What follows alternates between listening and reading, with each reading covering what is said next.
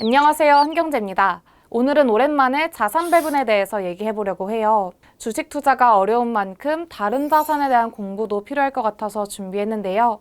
자산을 배분한다고 하면 크게 4가지 자산을 혼합해서 포트폴리오를 구성합니다. 위험자산, 안전자산, 대체자산, 그리고 현금이요. 위험자산은 주식이고요. 안전자산은 채권, 대체자산은 금이나 부동산이 해당됩니다.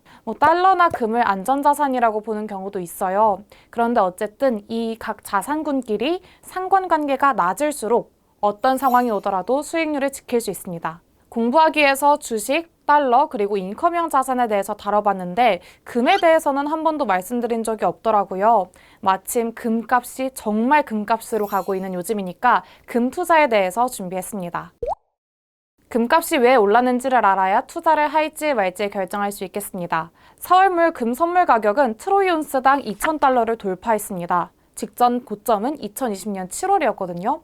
이때는 한창 코로나 사태가 심각했던 시기죠. 사실 올 초까지만 해도 1,700달러 선이었고 작년에는 1,400달러 선에서 움직였습니다. 그러다가 약 한 달 반 사이에 이렇게나 오른 거예요. 방금 말씀드린 그 온스는 트로이 온스인데 이게 귀금속의 무게 단위입니다. 1트로이 온스는 약 31.1g입니다. 즉, 금 선물 30g이 약 240만 원에 거래되고 있는 거죠. 이유는 다들 짐작하실 겁니다. 금의 주된 기능은 인플레이션 해지 기능이기 때문에 인플레이션 우려가 점점 높아질수록 금의 가격은 상승해요. 그리고 러시아랑 우크라이나 전쟁이 발발하면서 연초 이후에 금 가격이 급등했습니다. 전쟁이나 금융위기로 시장에 이런 불확실성이 가득할 때에는 현금화가 쉬운 금의 수요가 증가합니다. 그런데 재밌는 건 이 금의 지위가 예전만큼 높지 않다는 것인데요. 인플레이션 해지 수단으로 금 이외에 비트코인이 굉장히 부상했기 때문이죠. 골드만삭스도 비트코인이 인플레이션 이 해지 시장에서 금을 점점 밀어내고 있다라고 밝혔습니다. 실제로 작년 말부터 올해 초에 작성된 기사를 보면 금 투자를 권하지 않는 기사도 굉장히 많아요. 그러니까 3개월 만에 분위기가 바뀐 거죠. 바꿔 말하면 만약에 전쟁이 없었다면 금 가격이 이렇게 올랐을까 싶긴 합니다. 그리고 금은 갖고 있는다고 해서 배당이나 이자처럼 어떤 콩고물이 떨어지진 않아요. 그래서 금리가 오르는 시기에는 금의 매력이 떨어지기도 합니다. 그리고 기준금리가 오르면 또 다른 안전자산인 달러의 가치가 더 상승해서 금값이 다시 떨어질 수도 있습니다. 그리고 금을 실물로 산다면 보관 비용까지 발생하죠. 그래서 전문가들 사이에서도 금을 투자해야 하느냐 말아야 하느냐 의견이 분분한데요.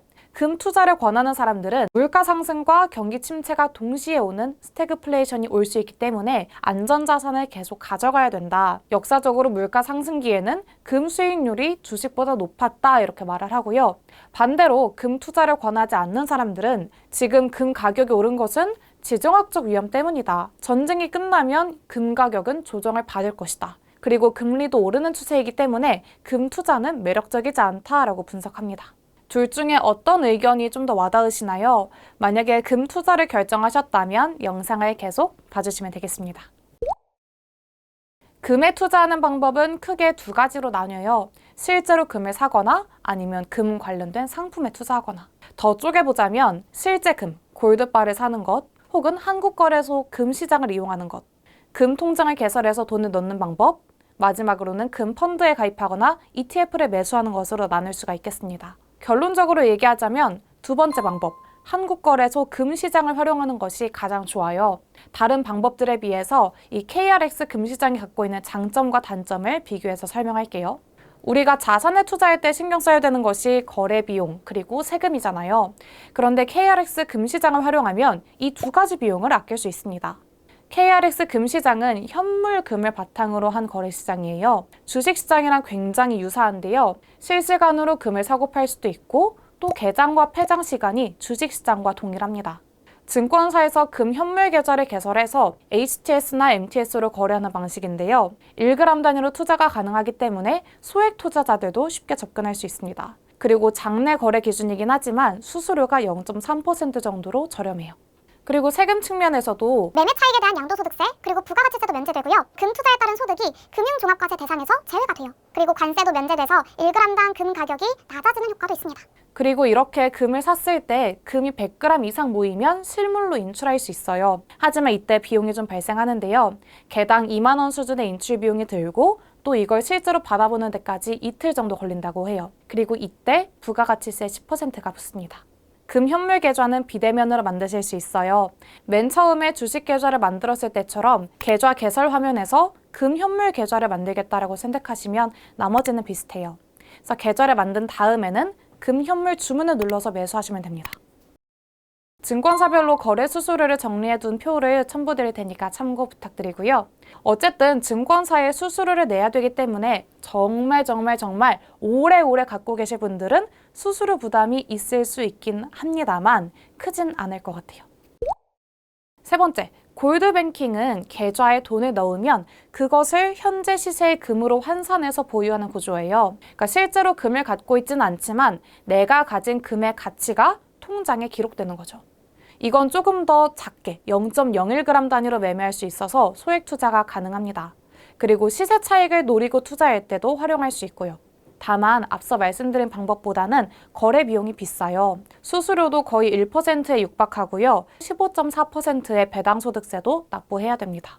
마지막 방법이었던 금 ETF나 금 펀드도 주식과 비슷합니다. 그러니까 공모펀드랑 ETF의 차이라고 생각하시면 되겠는데요. 장내에서 직접 매매하기가 간편하고 또 수수료도 세 번째 방법이었던 금 통장에 비해서는 좀 저렴해요. 특히 ETF는 금 펀드보다도 수수료가 훨씬 낮습니다. 하지만 세금은 똑같이 적용되죠. 국내 상장 ETF라면 15.4%의 배당소득세를 내야 되고요. 해외 상장 ETF라면 양도세 22%가 부과되죠. 물론 이것도 250만 원까지 공제해주긴 하지만요. 금 ETF는 대부분 금 선물 기준이기 때문에 퇴직연금에서는 매수할 수가 없습니다. 파생상품으로 분류되거든요. 그래서 퇴직연금 계좌로 매수하고 싶으시다면 금 펀드에 가입하셔야 돼요. 그런데 작년 말에 한국투자신탁운용에서 금 현물 기반의 ETF를 내놨거든요. 이것은 퇴직연금 계좌로 매수하실 수가 있습니다. 제가 국내외 금 ETF 상품도 정리했어요. 그런데 금 관련 ETF 중에서 금 채굴 기업에 투자하는 ETF보다는 그냥 현물이든 선물이든 금에 투자하는 ETF가 좀 더 낫다라는 조언이 있습니다. 왜냐하면 금을 채굴하는 기업에 투자하는 ETF는 변동성도 높고 수수료도 높기 때문이죠. 그리고 아까 말씀드렸던 가장 첫 번째 방법, 금을 실제로 사는 방법도 있죠.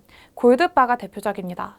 이건 온라인 주문은 불가능하고요. 직접 가서 구매해야 돼요. 한국금거래소 홈페이지에서 골드바 가격을 확인하실 수 있고 가까이에 있는 금거래소 대리점도 찾으실 수 있어요. 물론 골드바는 은행이나 증권사 혹은 우체국을 통해서 구매할 수도 있습니다. 골드바는 배당소득세는 없지만 금을 구입할 때 부가가치세 10%가 붙고요. 또 구입처에 수수료도 지불해야 돼요.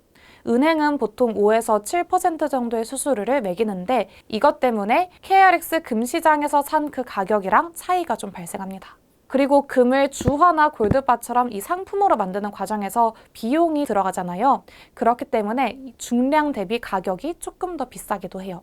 그래서 이 실물 금을 구매하시는 분들은 단기 차익보다는 주로 장기 보유를 목적으로 할 때 구입합니다. 그리고 요즘에는 쥐똥금이라고 해서 작은 금, 주물금도 인기라고 하더라고요. 수집용이나 선물용으로 작은 항아리에 주물금을 모으기도 한다네요. 주물금은 골드바보다 저렴하기 때문에 개인 간 거래 플랫폼에서도 금이 거래되고 있는 것을 볼 수가 있어요. 그런데 주물금은 제조사나 품질 그리고 보증처를 알기가 좀 힘듭니다. 그래서 만약에 주물금을 구매하신다면 순도나 중량처럼 품질을 좀 잘 따져주셔야 될 것 같아요.